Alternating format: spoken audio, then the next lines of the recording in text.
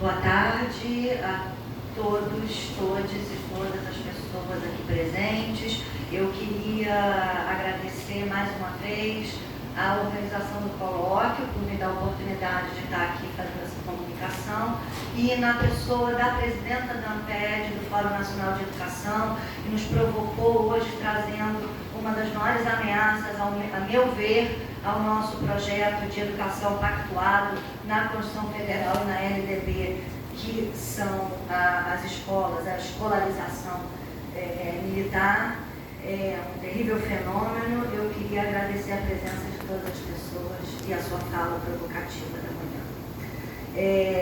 Minha audiodescrição: eu sou uma mulher branca, de meia idade, de cabelo claro, óculos escuros, piercings e tatuagens. Eu vou fazer uma leitura e vou apresentar simultaneamente um vídeo. É uma crônica do presente, onde eu discuto o resultado de pesquisas que nós temos feito nos últimos 8 anos, focando especificamente no ódio, na crueldade, como tecnologias altamente desenvolvidas de morte seletiva e necrocurrículo. Pode começar. É um artigo publicado no dia 8 de julho de 2026, no jornal Le Monde Diplomatique Brasil, que se chama "Estamos diante apenas da circulação do ódio quando a crueldade vira currículo. Escolas, famílias e panelas de ódio em disputa pela formação de novas gerações." Ela não gostava das segundas-feiras. Na manhã de 29 de janeiro de 1979, Brenda Ann Spencer abriu fogo contra a escola em frente à sua casa em San Diego. Matou o diretor, o zelador, feriu crianças e um policial.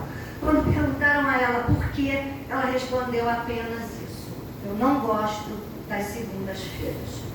A frase percorreu o mundo, inspirou a banda de rock punk Bottom Rats a compor o sucesso I Don't Like Mondays e transformou o atentado numa memória coletiva, lembrando que seu pai sempre pensou que ela era uma menina de ouro.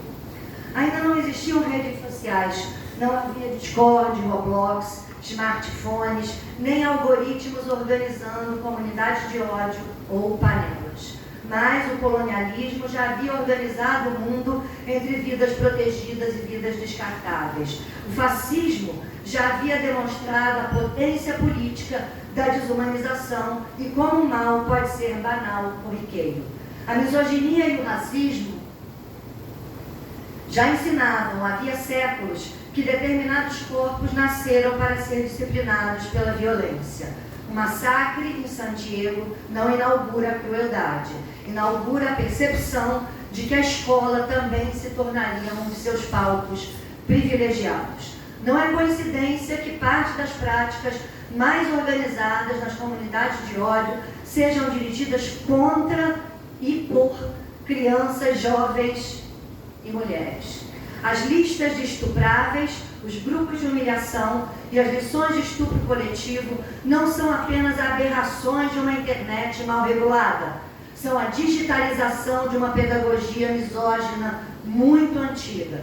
Os números mostram quais vidas têm sido menos protegidas. O Brasil registra um feminicídio a cada 5 horas. As notificações de violência sexual contra crianças e adolescentes superaram 59 mil casos anuais. Esse número mais que triplicou na última década. Mais de 70% dessas agressões acontecem dentro da casa da própria vítima, cometidas por pais, parentes e pessoas de confiança. A violência não vem só do desconhecido, ela vem de dentro. Se a escola não nomeia isso, também ensina algo sobre quais vidas importam. Mas crianças e jovens, além de alvos, se tornaram autores de atos crudelíssimos. Quase 5 décadas depois de San Diego, os atentados às escolas deixaram de ser acontecimentos isolados. Muitos são estudados, copiados, financiados e celebrados e aperfeiçoados em comunidades digitais. Existem grupos dedicados a ensinar como atacar escolas, humilhar coleguinhas, filmar espancamentos coletivos e transformar o sofrimento em espetáculo e em monetização. Estamos diante apenas da circulação do ódio? Ou, como se as escolas fossem um coliseu pós-moderno, estamos diante de processos organizados de formação para o ódio? Inicialmente, eu sou já dessa época, insistimos em procurar culpados fáceis. Primeiro foram os quadrinhos, depois o rock, depois vieram os jogos de RPG, os videogames e, mais recentemente, as redes sociais. A sucessão de culpados diz menos sobre esses meios do que sobre nossa dificuldade em reconhecer que a crueldade precisa ser ensinada. Ela não tem sido só aprendida. Hoje sabemos que a questão não é escolher um novo culpado. Em plataformas de jogos como Roblox, sobretudo em comunidades organizadas do Discord, crianças e adolescentes encontram ambientes onde circulam narrativas, tutoriais, simulações e materiais voltados à violência, à preparação de ataques contra escolas, além de conteúdos de misoginia, humilhação e violência sexual. Eu pioro. Suicídio assistido por 1.500 crianças e jovens entre 8 e 14 anos, ao vivo, com apostas. Assassinato de animais domésticos, ao vivo dentro dessas plataformas, que alegam que por conta da digitalização e das proteções eletrônicas não tem tempo de interromper rituais como esse a tempo. Não aprimoraram a crueldade. Essas plataformas não aprimoraram a crueldade. Construíram uma infraestrutura capaz de organizá-la, acelerá-la, conectá-la e legitimá-la em escala global. E, obviamente, esse processo não é uniforme. O ódio se globaliza, mas se enraiza de forma diferente em cada território, potencializando as desigualdades locais já existentes, atualizando hierarquias coloniais e misóginas com novas linguagens. É o que poderíamos chamar de localização da crueldade, um fenômeno que é ao mesmo tempo planetário em sua infraestrutura e profundamente local em seus alvos. Assim, o ódio globaliza sua infraestrutura, mas territorializa os seus alvos. O ódio pode ser digital, a comunidade transnacional, mas as vítimas são sempre corpos reais, em seus territórios, em seus locais de existência. Ao longo dos últimos 200 anos, no mínimo, discutimos a escola e a família como principais instituições responsáveis pela formação das novas gerações em colaboração. Mais recentemente, eu diria, surgiram outras escolas. Elas não possuem prédio, não possuem currículo homologado, nem calendário efetivo. Pior, elas funcionam 24 horas por dia, elas atravessam fronteiras, recrutam adolescentes, produzem pertencimento e oferecem formação sistemática para o ódio. As panelas, como as do Discord, deixaram de operar exclusivamente como grupos de conversa quando foram convocados pelas escolas, inclusive durante a pandemia, ostensivamente, para serem usados como excelentes ferramentas tecnológicas, plataformas de troca de informação e aproximação e presencialidade, uma vez que permitem a transmissão de imagens ao vivo. Hoje, essas panelas são instituições concorrentes disputando diuturnamente a formação ética, política e afetiva das novas gerações. Convocam grupos de mais de 1.000 crianças e adolescentes, dos 8 aos 14 anos em sua maioria, para realizar rituais e atos de crueldade entre si e com animais. Muitos ainda interpretam os ataques às escolas e a radicalização de adolescentes como problema de violência escolar. Essa leitura, a meu ver, é absolutamente insuficiente, irresponsável e coloca a culpa nos ombros de quem não tem essa culpa toda, nem tem tanto poder assim para agir contra isso. O que está em disputa são projetos concorrentes de formação humana, os currículos mais eficientes na produção de pertencimentos, infelizmente, já não são necessariamente aqueles que vimos organizando nos sistemas de ensino.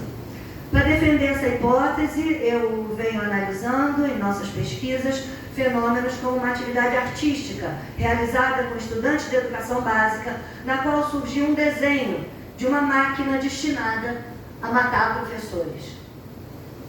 A pergunta que nos surgiu foi: que sociedade ensina a imaginar professores como alvos?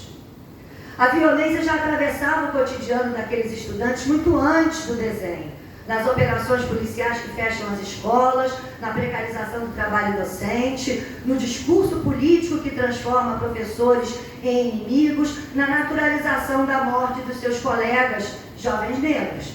A máquina não nasceu da imaginação juvenil, ela já funcionava na sociedade. Pode parar aí só um momentinho essa imagem? Em outra investigação, acompanhamos a organização de um clube da luta dentro da própria escola. As lutas eram transmitidas pela internet e acompanhadas como entretenimento e casa de apostas. Admoestados pelo diretor, os estudantes envolvidos perguntaram: era melhor que a gente estivesse roubando celular ou avacalhando a escola? Não havia maldade abstrata nessa pergunta. Havia um horizonte profundamente limitado de possibilidades de reconhecimento e participação social. Não se pode confundir a sociabilidade violenta produzida pela sobrevivência em contexto de racismo, desigualdade e exclusão com os discursos organizados de ódio. Uma é sobrevivência, a outra é necrofilia. Infelizmente, os relatos de clube da luta e sessões de espantamento coletivo continuam chegando de escolas em diferentes regiões do país e do mundo. Já não eram apenas nossas pesquisas mostrando esse fenômeno. Pode dar seguimento ao vídeo. O próprio cotidiano escolar passou a devolvê-lo repetidamente sob diferentes tendências, nomes e formatos. Nessa direção, os dados recentes da Pesquisa Nacional de Saúde do Escolar revelam que essa violência tem um custo. Falamos de uma geração atravessada pelo sofrimento psíquico. 1 em cada 3 jovens de 13 a 17 anos se sente triste com muita frequência, e proporção similar aponta impulsos para machucar a si mesmos. E para ensinar isso também existem grupos organizados. O neurocientista Siddhartha Ribeiro, em conversa com Bruno Torturra, oferece uma chave para pensar o que está em jogo. A relação presa-predador foi uma necessidade da escassez. Agora, se não tem mais escassez, deveria prevalecer o amor, senão a gente está falando de perversidade. E ele conclui: matar hoje é uma escolha que leva a espécie como um todo para o buraco. Matar, humilhar, agredir, concordamos, é um buraco sem fundo para a formação das novas gerações. A escola pública continua sendo um dos poucos espaços em que crianças e adolescentes convivem com pessoas que não escolheram. Enquanto discutimos reformas curriculares, outras instituições escrevem currículos muito mais eficazes na produção de afetos, identidades e pertencimentos. O que está em questão, portanto, não é só o conteúdo que se aprende, é a própria concepção de vida que se vive. O Estatuto da Criança e do Adolescente, desde 1990, define que a responsabilidade pela formação das novas gerações é da família, do Estado e da sociedade. O que o ECA não previu em 1990 foi que esse terceiro ator, a sociedade, pudesse se organizar sistematicamente para ensinar ódio, misoginia e morte a crianças de 8 anos de idade. As comunidades digitais de ódio operam exatamente nesse terceiro espaço, sem nenhuma das obrigações legais que o ECA impõe às escolas e às famílias. Diante disso, a reação das políticas públicas e da sociedade não pode ser simplista, como a inclusão de conteúdos novos no currículo, escolhas de arquitetura curricular disciplinar, muito menos. Retirar crianças da escola pelo homeschooling ou militarizá-la faz parte da mesma lógica equivocada. Supõe que o problema da convivência se resolve eliminando o conflito ou impondo obediência. Mas ninguém aprende democracia, respeito e afeto em isolamento e com medo. Ninguém aprende a viver com a diferença, obedecendo ou, pior, negando a diferença. A educação e a formação das novas gerações é também uma querela pela sobrevivência daquilo que nos torna humanos. A Brenda Spencer disse que não gostava de segundas-feiras. Ficou na história como autora do primeiro de muitos tiroteios em massa em escolas e universidades que se espalharam pelo mundo. Rendeu-se à polícia com a promessa de um sanduíche. Ela entregou as armas em troca de um hambúrguer. Hannah Arendt chamou de banalidade do mal a essa descoberta perturbadora. A crueldade não precisa de monstros. O mal prospera na normalidade, na indiferença, nas pequenas e profundas crueldades cotidianas. Hannah Arendt e Brenda Spencer foram contemporâneas. Cada uma, à sua maneira, marcou a história. E desde então, muita coisa mudou. Uma das mudanças mais significativas foi a relação entre escolas, famílias e a educação de crianças e jovens. Hoje a escola e a família disputam esse lugar com comunidades presenciais e virtuais organizadas para ensinar ódio, misoginia, racismo, humilhação e morte. É essa concorrência, muito mais do que a violência em si, que definirá a humanidade que aprenderemos a construir. Então, perguntar por que existem ataques a escolas, bullying, clube da luta, comunidades de ódio e tanta tristeza, onde devia haver reconhecimento, acolhimento e segurança, para mim, vale pouco ou vale nada. A pergunta devia ser que respostas nós, adultos, somos capazes de construir como sociedade para disputar esse projeto de formação que atravessam as vidas das crianças e jovens. Apesar de tudo isso, toda segunda-feira, na próxima segunda-feira, milhões de crianças e jovens vão acordar, vestir seus uniformes, colocar a mochila nas costas e atravessar o portão das escolas. E muitas delas vão buscar nessas escolas o acolhimento, a violência que elas sofrem em casa, na rua e na desigualdade. Elas continuam acreditando que ali vão encontrar um lugar para aprender, para conviver e imaginar futuros. Toda segunda-feira, os estudantes carregam para o pátio das escolas as possibilidades de humanidade que a gente está disposto ou não a ensinar, aprender, praticar. A decisão cabe sempre, disse Hannah Arendt, a nós, adultos. Esse artigo foi elaborado a partir das minhas pesquisas com o Vinícius Osana, que está aqui presente. Muito obrigada.